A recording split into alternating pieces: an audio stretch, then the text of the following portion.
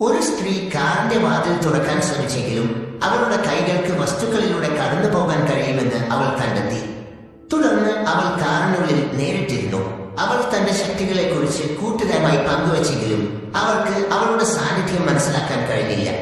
അവർ താമസിയാതെ സ്ത്രീയുടെ വീട്ടിലെത്തി. അവർ അവളെ പൂർണ്ണമായും അവഗണിക്കുകയും അവളുടെ സാധനങ്ങൾക്കിടയിൽ തിരയുകയും ചെയ്തു. ഒരു പുരുഷൻ അവളുടെ ശരീരത്തിലൂടെ നേരെ നടന്ന വിൽവരെ അവൾക്ക് എന്തോ കുഴപ്പമുണ്ടെന്ന് അവൾക്ക് അപ്പോഴാണ് മനസ്സിലായത്. പിന്നീട് അവളുടെ സംഭാഷണത്തിൽ നിന്ന് താൻ ഇതിനകം കൊല്ലപ്പെട്ടുവെന്ന് അവൾ മനസ്സിലാക്കി. സ്ത്രീക്ക് അത് വിശ്വസിക്കാൻ കഴിഞ്ഞില്ല. അതിനാൽ അവൾ സത്യം കണ്ടെത്താൻ തീരുമാനിച്ചു. അവൾ ആ രണ്ടുപേരെയും പിന്തുടർന്ന് കുറ്റകൃത്യം നടന്ന സ്ഥലത്തെത്തി. അവൾ അടുത്തെത്തിയപ്പോൾ ഭയന്നു പോയിരുന്നു. ഒരു വലിയ മരത്തിനടിയിൽ ഒരു മൃതദേഹം കിടക്കുന്നുണ്ടായിരുന്നു. അത് അവളെപ്പോലെ തന്നെ ഉണ്ടായിരുന്നു. അതിന്റെ കയ്യിൽ അക്കങ്ങൾ എഴുതിയിരുന്നു. പക്ഷേ അവയുടെ അർത്ഥം ആർക്കും മനസ്സിലായില്ല. ഇപ്പോൾ സ്ത്രീ താൻ മരിച്ചുവെന്ന് പൂർണ്ണമായും വിശ്വസിച്ചു. അവൾ വീട്ടിലേക്ക് മടങ്ങി എല്ലാ സൂചനകളും ഒരുമിച്ച് ചേർത്തു.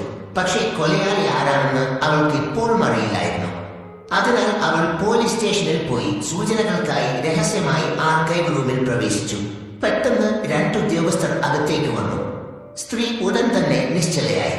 ഭാഗ്യവശാൽ അവർ ഒന്നും ശ്രദ്ധിച്ചില്ല. ഫയലുകൾ പുറത്തു വച്ചിരിക്കുകയാണെന്ന് അവർ കരുതി. ഒരു വനിതാ ഡിറ്റക്റ്റീവ് മാത്രമാണ് അവളുടെ കേസിനെ കുറിച്ച് ശ്രദ്ധിച്ചത്. അവൾ സംഭവ സ്ഥലത്തു നിന്നുള്ള തെളിവുകൾ പരിശോധിക്കുകയായിരുന്നു. പെട്ടെന്ന് സ്ത്രീ ശ്രദ്ധിച്ചു.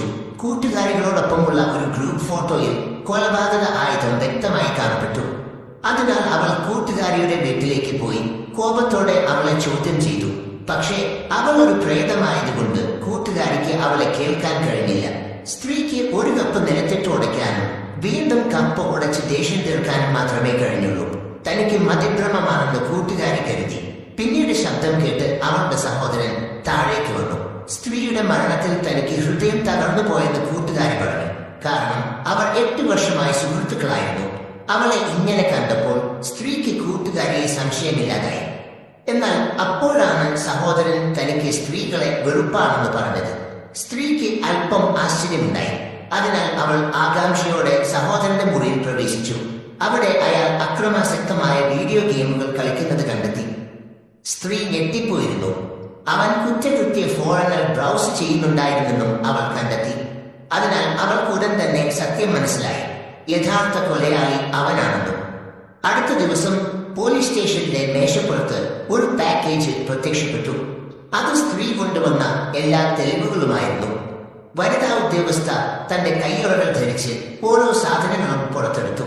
ഗെയിം കൺട്രോളിലെ നമ്പർ മൃതദേഹത്തിലെ നമ്പറുമായി യോജിക്കുന്നത് കണ്ടപ്പോൾ വനിതാ ഡിറ്റക്റ്റീവിനും കൊലയാളി ആരാണെന്ന് മനസ്സിലായി. അങ്ങനെ സ്ത്രീയുടെ അവസാന ആഗ്രഹം സഫലമായി. അവൾ പോലീസ് സ്റ്റേഷനിൽ നിന്ന് പുറത്തിറങ്ങി. പിന്നീട് അവളുടെ ശരീരം സാവധാനം പ്രകാശമായി മാറി വായുവിൽ അപ്രത്യക്ഷമായി.